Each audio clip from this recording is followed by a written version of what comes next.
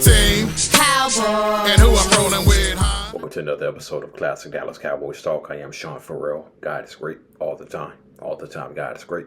Jesus Christ died, he rose again. Let's go ahead and get into it. Okay. So, Charlie Waters was one of the best defensive backs of the 1970s, okay?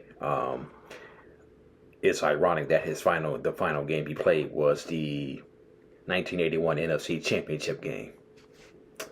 For his career to end on a loss like that, yeah, that's pretty happy way to end a career. But he was one of the best defensive backs in the 1970s on the Dallas Cowboys. Early on in his career, he actually switched to play cornerback, and Charlie Waters admitted himself he didn't have the speed to play cornerback. He was more of a safety guy, okay? But he made the sacrifice and switching to cornerback. And Tom Landry rode his butt just about every game. Tom Landry rode his butt every game. And rode his butt so much that Charlie Waters recalled that whenever the Cowboys lost, Tom Landry would come into the locker room and say, "Hey, Charlie lost it." I kid you not. Ask Charlie Waters, he will tell you. Tom Landry would come into the locker room and say, "We lost the game because Charlie lost it." Okay? Yeah, that's what Tom Landry would say.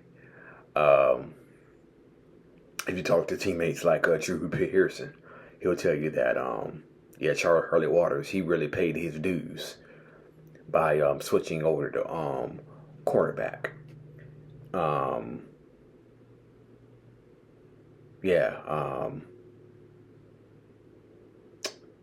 But one day he earned Tom Landry's respect. Cowboys lost the game, and then Tom Landry came into the locker room and said, Charlie Waters said of the story, he says, "This is supposed to be the part where I lost it." He says, Tom Landry comes in the room and says, "Guys, Charlie lost this game for us.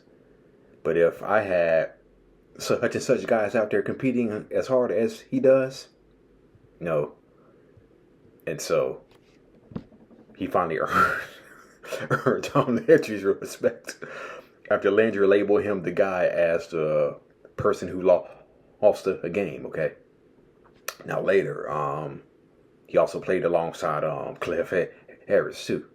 And they also went into business together after their playing days. But Charlie was actually a secondary coach. Yeah. Charlie Waters was actually a secondary coach with the Denver Broncos for a good couple of years, okay? And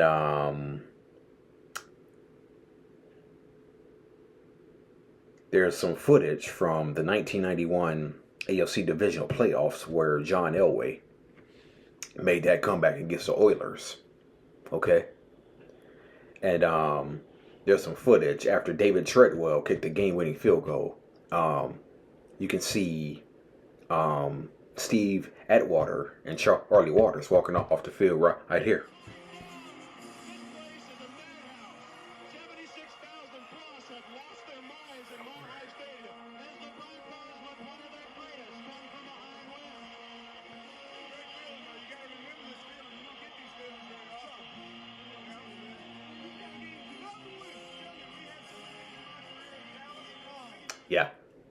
Yeah.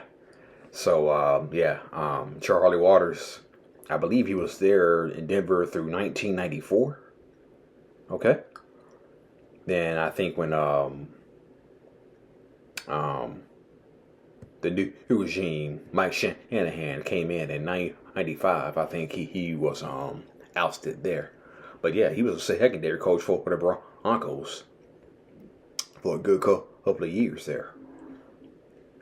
Which means that when the Cowboys played the Broncos in 1992, when Troy Aikman generated that come from behind victory, He was there. Charlie Waters saw Troy Aikman generate that come from behind victory over the Broncos, right? Yeah. So okay. So also Joy Novacek, okay, acquired from the Arizona Cardinals in Plan B free agency. And the Cowboys also signed Rob Awalt too, okay? Novacek ended up panning out better than Rob Awalt, who was eventually traded to the Buffalo Bills, okay? And Novacek was silent but deadly, okay? Silent but deadly. Here it is. Hero, lost in the lore of the triplets, was tight end Joy Novacek. Novacek was a former decathlete whose specialty was the pole vault and the hurdles. Joy Novacek hurdles and fires to 15 and goes 33 yards for the touchdown. He was the quiet cog in the Cowboys' offensive machine, equally effective as a blocker and pass catcher. He was one of those guys that just comes along once during a career. Whatever I was thinking, he seemed to be thinking the same stuff. And so, with that, we were able to develop a tremendous amount of timing that made it nearly impossible for defenders to be able to stop.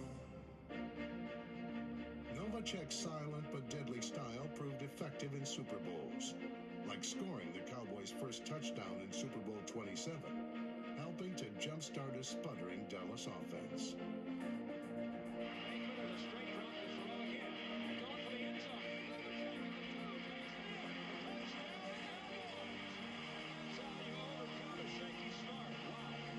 He delivered again in Super Bowl 30. Aikman to pass on first and goal from the 3. Wide open. Joy Novacek. Touchdown. Joy Novacek hesitated like he was blocking. Sneaks out. Nobody picks him up. He was wide open. Just an easy little toss for Aikman. But lingering back pain ended Novacek's career early. He retired after 5 straight Pro Bowls and was sorely missed in Dallas. Joy Novacek is, in my opinion, the most underappreciated player that I have ever played with for what he's done. If Joy Novacek is not inducted in the Hall of Fame, to me it'll be a crime. And in my opinion, our offensive struggles began when Joy Novacek was no longer on our football team.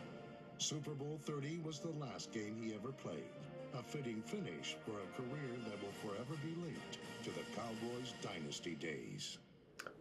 Yeah. Silent but deadly.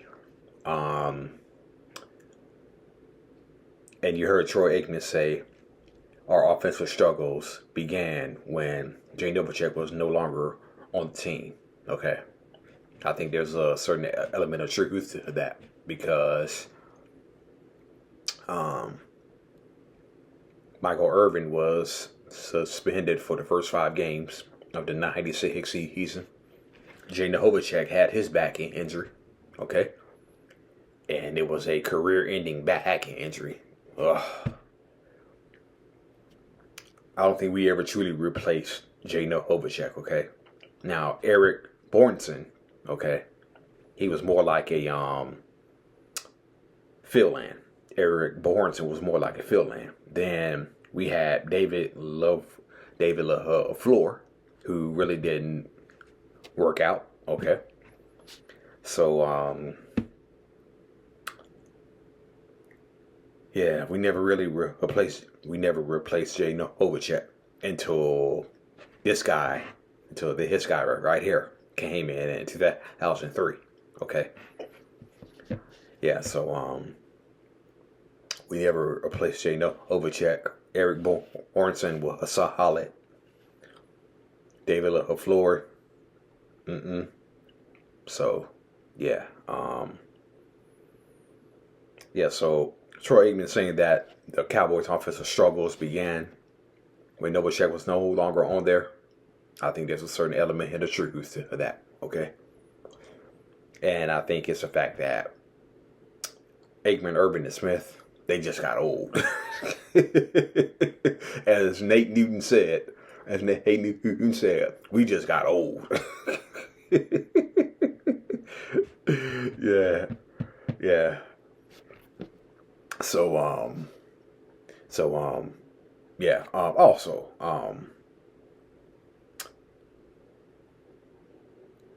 this is probably the most memorable play of the 2025 season. Okay. The special teams play. I believe the guy's name was. No, I can't remember his name. But here's the footage right here. Yeah. Who wants to be a gunner in the NFL? Not me. But Clark, relentless effort, just great hustle, and then causing a massive turnover there. Great team effort. What a hit by Clark. Clark and Bell in there. Gibson is still down on the ground for Philadelphia. Yeah. So that's one of the most incredible plays I've ever seen in the 2025 season. That play right there teaches you about effort, hustle, never giving up. Okay. And that's probably one of my favorite plays of the 2025 season. Okay. Yeah. And it was made even sweeter by the fact that we came back from 21 to nothing. Okay. Yeah. Also, George Pickens. Okay. George Pickens says he's going to be in camp. Okay. George Pickens is going to be in camp. So all you George Pickens, Doomsday, he's going to sign with somebody else, conspiracy theorist. No. Ain't gonna happen. Not this year, not next year. Okay? I said it all along. A deal is going to get hit done. The Cowboys would be absolutely foolish. Okay? The Cowboys would be absolutely foolish to let George Pickens get hit away. Okay? Why would Jerry Jones mess up this chemistry that has been built? Okay? This chemistry between Pickens, Dak, CD, Javante. Why would Jerry Jones mess that up? Okay?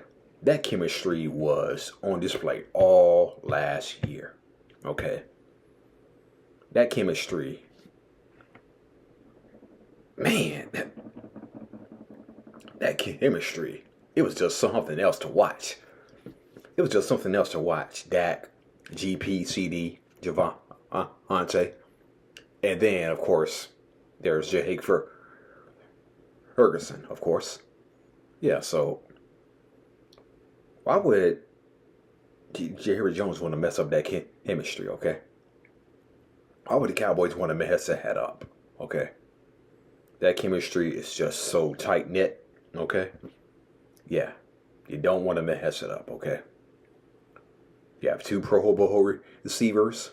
You can't double cover either one, okay? If you double cover either one, you got Javante. Then I hear that Jaden Blue is coming on strong after not playing much in his rookie year, okay? So Jaden Blue is coming on strong. And looks like that backup running back position is going to be a battle between Malik Davis, Blue, and what's the other running back's name? Maffa. Yeah, if I say his name right, Maffa. And so we are loaded at wide receiver. We're loaded at running back. We're loaded at quarterback.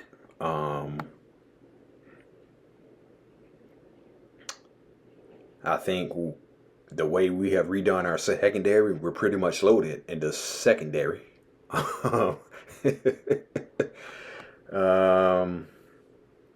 We got depth on the defensive line. We got an exciting new defensive coordinator. Man, I tell you, the end of July cannot get hit here fast enough. The end of July can't get here fast enough. And you know what? It'll be here before we even know it, okay? It's the middle of June already, okay? So, when we blink, training camp will be right there. Before we can blink, training camp will be right there. It is slowly sneaking up on us, okay? So, this NFL offseason has been a pretty quick moving offseason, okay? Yeah, so before we blink, training camp will be here before we know it, okay? So, alright, that's it, and that's all for Classic Cowboys Talk. I am out of here. God bless you. Peace. Who? Cowboys. What's my blue and gray team? Cowboys. And who I'm rolling with, huh? My Cowboys. Steelers better get it right. Giants better get it right. Who? Cowboys. What's my blue and gray team? Cowboys. And who I'm rolling with, huh? My Cowboys. Eagles better get it right. Skins better get it right.